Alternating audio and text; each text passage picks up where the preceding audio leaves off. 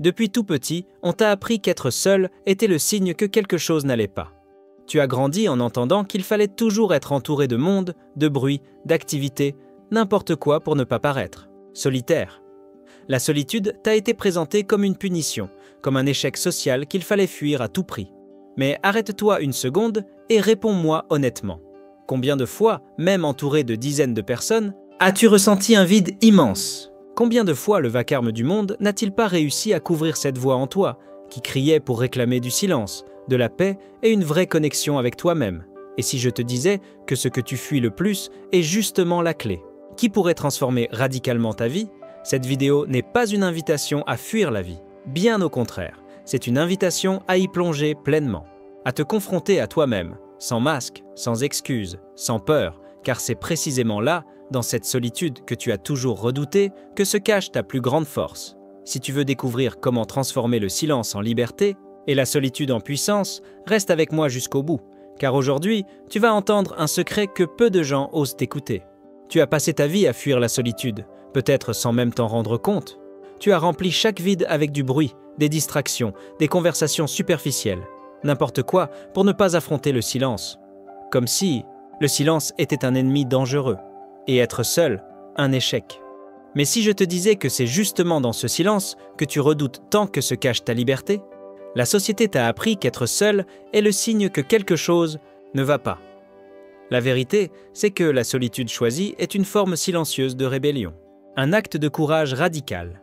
Quand tu choisis d'être seul, tu ne fuis pas la vie, tu t'en rapproches. C'est là que tu commences à enlever les masques, à faire taire les voix qui ne sont pas les tiennes et à écouter enfin la seule voix qui compte, la tienne. On ne te l'a jamais dit, mais la plus grande découverte de ta vie ne se trouve pas à l'extérieur, elle est en toi. Et tu ne peux y accéder que dans ces moments d'inconfort, quand les distractions s'effacent et que tu te retrouves face à face avec les pensées que tu as longtemps voulu éviter.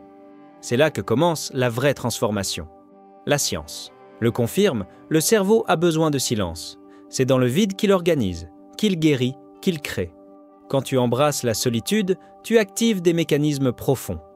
La créativité se réveille, les réponses apparaissent. Les solutions deviennent claires, mais avant cela, vient la tempête. Au début, être seul fait mal. C'est comme une sorte de sevrage. L'inconfort arrive, l'anxiété s'invite. Et c'est précisément là que se trouve le trésor. Car, plus tu résistes à la solitude, plus tu deviens dépendant de la présence des autres pour te sentir complet. Mais lorsque tu l'accueilles, comme on retrouve une vieille part de soi-même, quelque chose de puissant se produit. Tu découvres que tu n'as besoin de personne pour être entier. Oui, tu as bien entendu. Tu n'as besoin de personne. La liberté émotionnelle qui naît de la solitude est brutale. Tu cesses de chercher l'approbation car tu t'es déjà accepté. Tu n'as plus peur du rejet car tu as appris à être suffisant, avec tes lumières et tes ombres, et c'est là que l'authenticité commence à fleurir. La plupart des gens vivent prisonniers du besoin de reconnaissance. Mais toi, plus maintenant. Car lorsque tu choisis la solitude, tu découvres que les chaînes qui te retenaient n'étaient pas des chaînes, c'était de la fumée. Et elles disparaissent au moment même où tu cesses de les craindre. Peu à peu, tout change. Ce qui te volait ton sommeil, les attentes sociales, la pression de plaire, le besoin de rentrer dans un moule, se dissout comme la brume au soleil. Tu réalises que tu n'es pas venu au monde pour te modeler selon les autres, mais pour découvrir ce qui brûle vraiment en toi. Et ce feu intérieur, étouffé si longtemps par le bruit extérieur, commence à grandir. Il te pousse, t'éveille, te transforme. Et dans cette nouvelle clarté naît ce qu'il y a de plus créatif et de plus vrai en toi. Les idées commencent à émerger, libérées de toute contamination. Ton esprit devient fertile, original. La solitude choisie est le berceau de l'innovation personnelle. Ce n'est pas un hasard si les grands penseurs de l'histoire ont recherché l'introspection. Toute véritable révolution naît d'abord dans le calme d'un esprit qui ose penser autrement. Mais penser ne suffit pas. Il faut avoir le courage de s'écouter sans filtre, d'affronter ses propres démons sans anesthésie. Car dans la solitude, les mensonges que tu t'es racontés tombent un à un, et la vérité apparaît, nue, parfois inconfortable, mais libératrice. Cette vérité est la clé. Une fois que tu la trouves, il n'y a plus de retour possible. Tu commences à vivre à partir d'une force authentique et non empruntée. Et cela te rend inébranlable.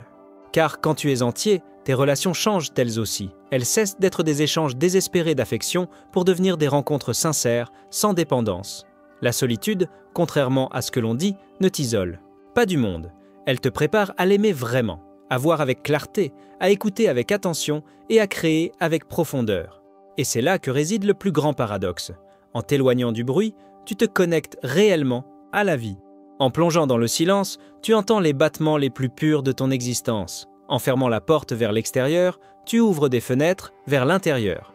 Et tu découvres que la solitude est un cadeau, pas une punition. 1. Sanctuaire. L'espace où ta version la plus vraie commence à émerger, solide et sans demander pardon. La solitude, lorsqu'elle est un choix conscient, devient un terrain d'entraînement pour la pensée authentique. Elle te permet de construire tes propres idées, libérer des voix qui, depuis l'enfance, t'ont appris ce qui est bien, ce qui est sûr, ce que signifie réussir.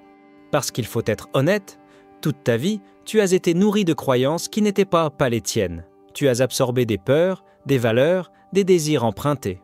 Tu as grandi dans un moule confortable, mais qui n'a jamais vraiment été le tien. Et peut-être que tu n'as jamais pris le temps de remettre tout cela en question. La solitude t'en offre l'opportunité.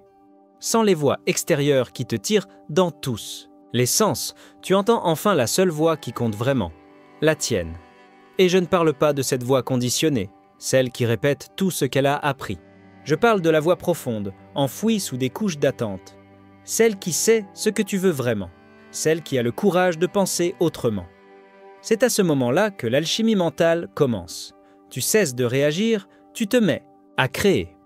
Tes décisions ne sont plus dictées par le regard des autres, elles naissent de ta propre réflexion. Et cela change tout, parce que celui qui pense par lui-même vit par lui-même. Il choisit son chemin avec conviction. Et cette conviction est une force que personne ne peut enlever. Mais il y a encore quelque chose de plus profond dans ce processus. La solitude t'oblige aussi à affronter tes peurs les plus primitives. Pas celles que tu utilises pour te distraire, mais celles qui vivent au fond de toi, la peur d'échouer, de ne pas être à la hauteur, de ne laisser aucune trace. Ces peurs remontent à la surface. Elles deviennent visibles. Et oui, ça fait mal. Mais c'est une douleur nécessaire, comme un muscle qui se déchire pour grandir. Car c'est dans cette confrontation que tu te répares. Tu cesses d'être prisonnier de ces fantômes, tu reprends le contrôle. Et c'est là que la solitude cesse d'être introspection pour devenir une forge d'identité, une forge de force, car seuls ceux qui ont déjà regardé leurs propres démons dans les yeux peuvent affronter le monde sans baisser les yeux. Et alors, quelque chose d'inattendu se produit. Tu fais face à un concept que presque personne n'ose accepter, l'insignifiance cosmique. L'idée que, dans l'immensité de l'univers, nous ne sommes que des particules flottantes. Effrayant ? Peut-être, mais au fond, libérateur, car tu comprends que tes erreurs ne sont pas des tragédies universelles, et que même tes réussites ne définissent pas entièrement ton existence. Cette prise de conscience enlève un poids invisible de tes épaules. Tu cesses d'essayer de justifier ta présence dans ce monde à chaque instant, et tu commences simplement à vivre. Paradoxalement, en acceptant ta petitesse, tu deviens immense à l'intérieur. Libéré de la peur de l'échec, libéré de l'obligation d'être extraordinaire. Tu t'autorises à exister avec légèreté, et cette légèreté te donne de la puissance. Et voilà un autre cadeau de la solitude. Le temps change de forme. Loin du bruit, il ralentit. Il cesse d'être un ennemi pour devenir un allié. Tu réalises que ce n'est pas le temps qui te dévore, c'est toi qui gaspilles tes minutes avec ce qui n'a pas d'importance. Dans la solitude, tu reprends le contrôle de ton propre agenda. Tu construis à ton rythme, tu vis à ton tempo. Regarde bien. La solitude n'est pas une prison, c'est un atelier.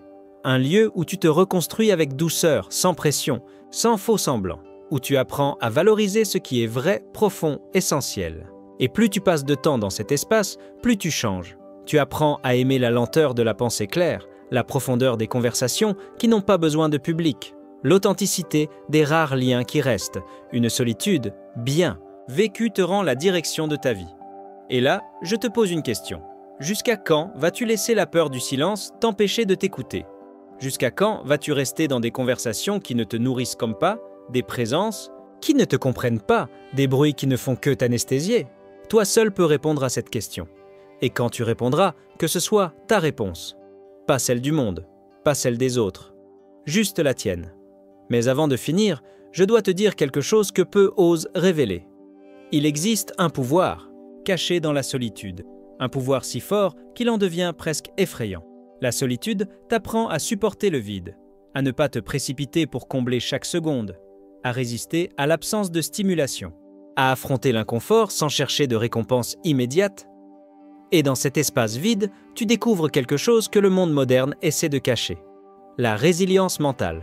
Celui qui supporte la solitude peut tout supporter, car il a déjà tout perdu volontairement, et il est resté entier malgré tout.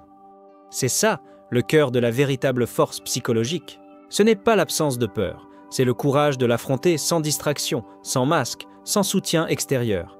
Et voilà le paradoxe final. Plus tu te sens bien en ta propre compagnie, plus tu deviens magnétique.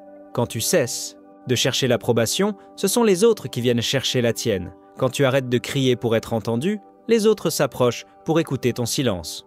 Pas par arrogance, mais parce que tu portes une paix que beaucoup ignoraient même pouvoir exister. Et maintenant, si tu es encore là, j'ai un défi pour toi. Dans les 24 prochaines heures, prends 30 minutes pour être entièrement seul. Sans téléphone, sans musique, sans écran. Juste toi et tes pensées. Oui, ce sera inconfortable. Peut-être même insupportable au début. Mais ce sera le premier pas vers une version de toi-même que tu ne connais pas encore. Et quand ce sera terminé, reviens ici et raconte-moi ton expérience dans les commentaires. Comme ça, je saurai que tu as eu le courage de regarder à l'intérieur et que tu as commencé à t'éveiller. On se retrouve dans la prochaine vidéo. Mais si tu m'oublies, ce n'est pas grave. Car je ne suis pas là pour qu'on se souvienne de moi. Je suis là pour te rappeler qui tu es